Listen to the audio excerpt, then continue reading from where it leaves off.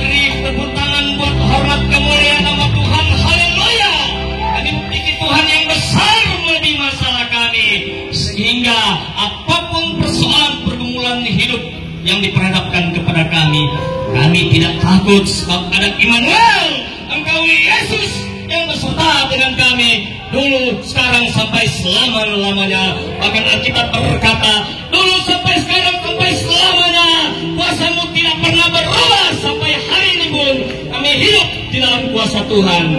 Firman yang ketiga, hamba sebagai pengkhotbah yang ketiga akan menyampaikan firman-Mu. Biarlah bisa menjadi berkat bagi kami semua.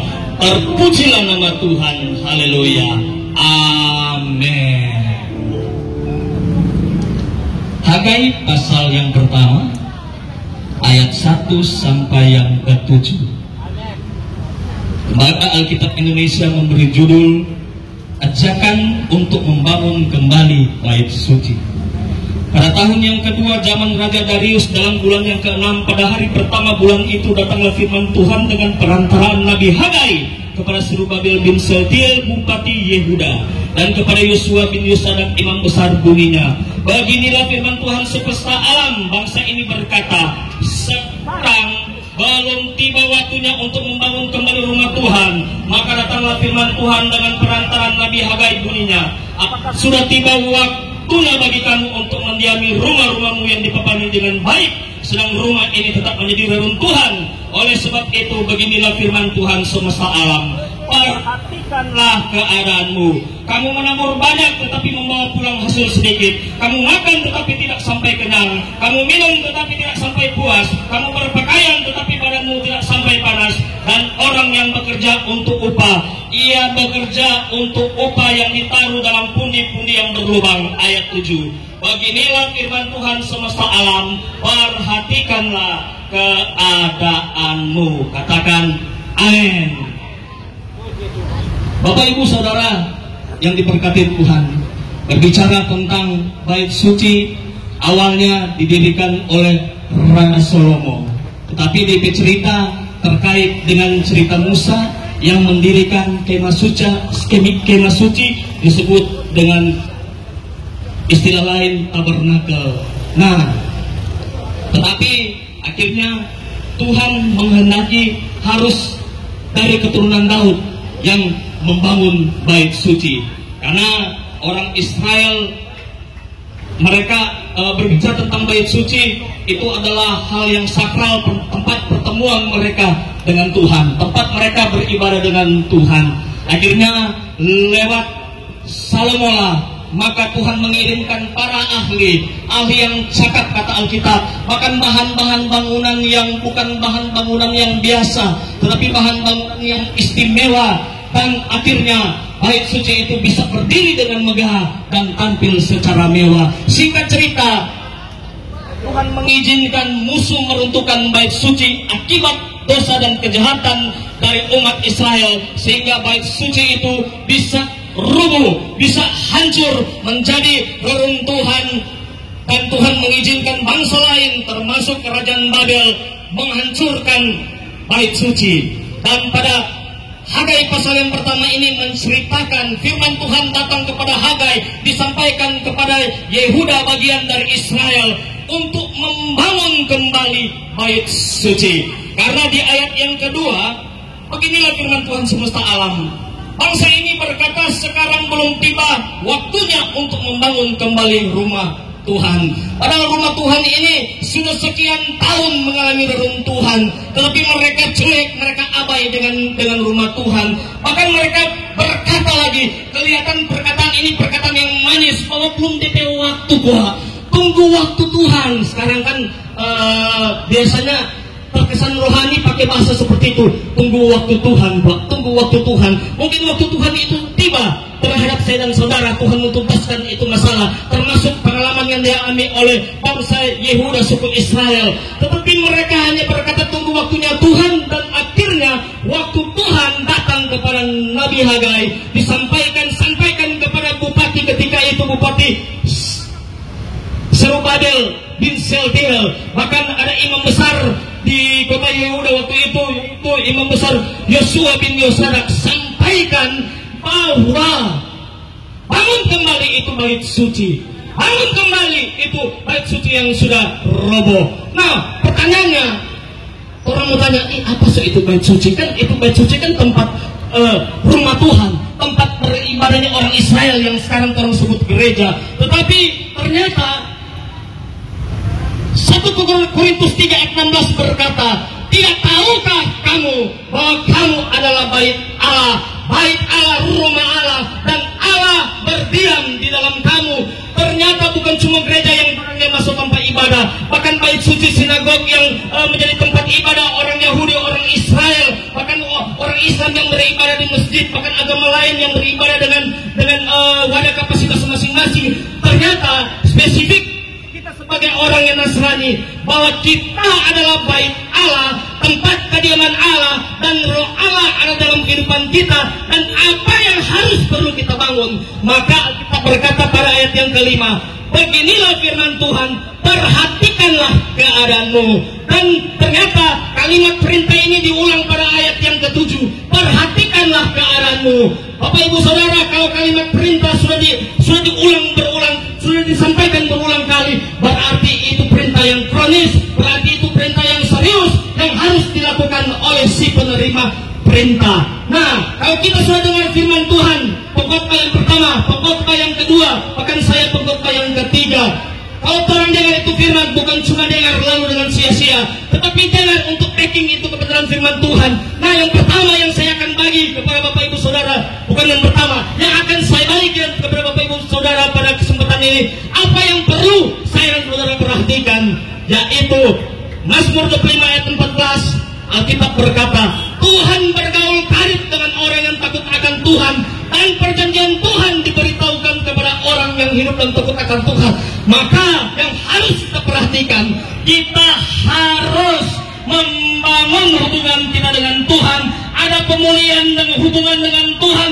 Ketika hubungan kita dengan Tuhan pulih, maka hubungan suami dengan istri, istri dengan suami, orang tua dengan anak, anak dengan orang tua, bahkan kita dengan sesama, itu akan menjadi pulih, itu akan menjadi baik ketika kita rindu pulih dengan Tuhan. Hari-hari ini kita bisa melihat banyak orang yang jatuh dalam dosa A sampai Z, tetapi kita yang adalah anak-anak Tuhan menjadi pembeda. Maleakhi 3 ayat 18 berkata, ada perbedaan orang yang beribadah kepada Tuhan dengan tidak.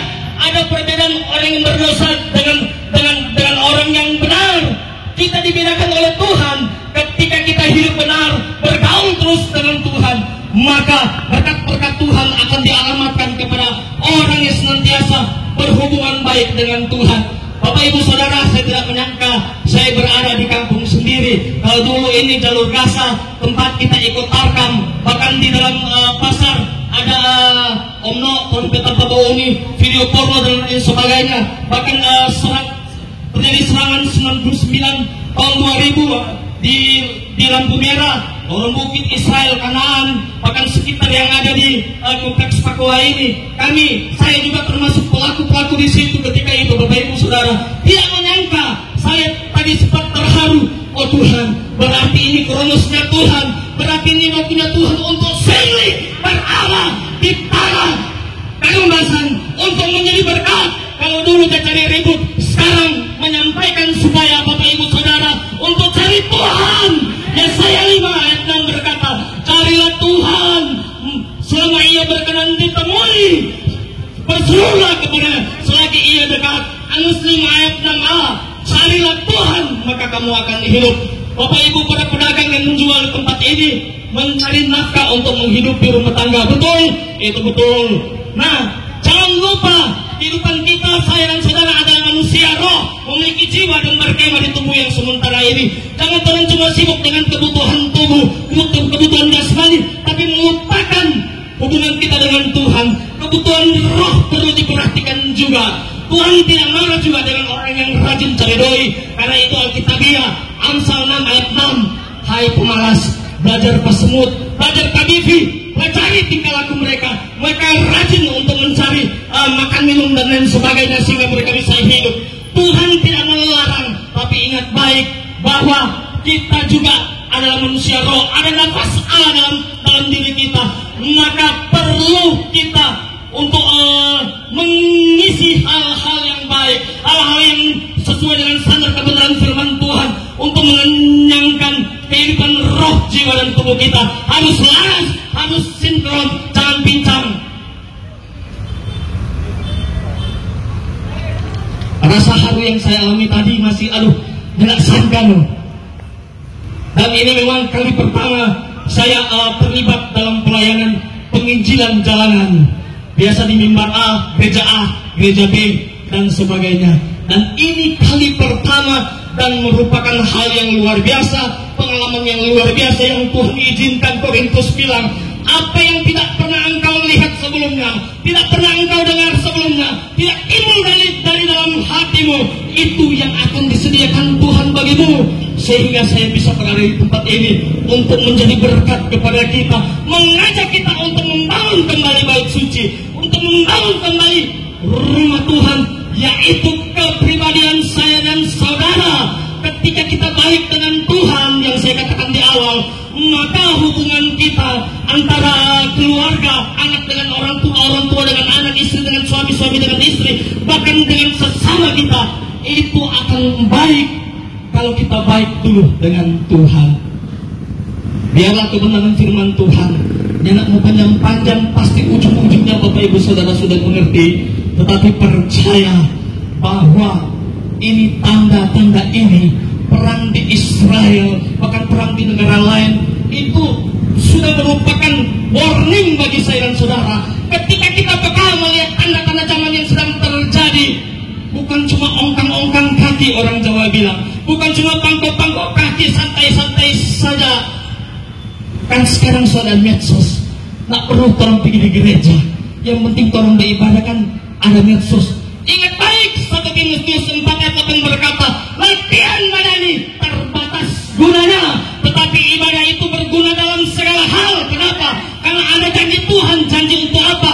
Memberkati, menghidupi saudara untuk kehidupan hari ini, bahkan untuk kehidupan yang akan datang. 1 Timotius 4 ayat 8. Ibrani 10 ayat 5 berkata, janganlah kita menjauhkan diri dari pertemuan ibadah seperti kebiasaan orang di luar sana yang tidak takut akan Tuhan.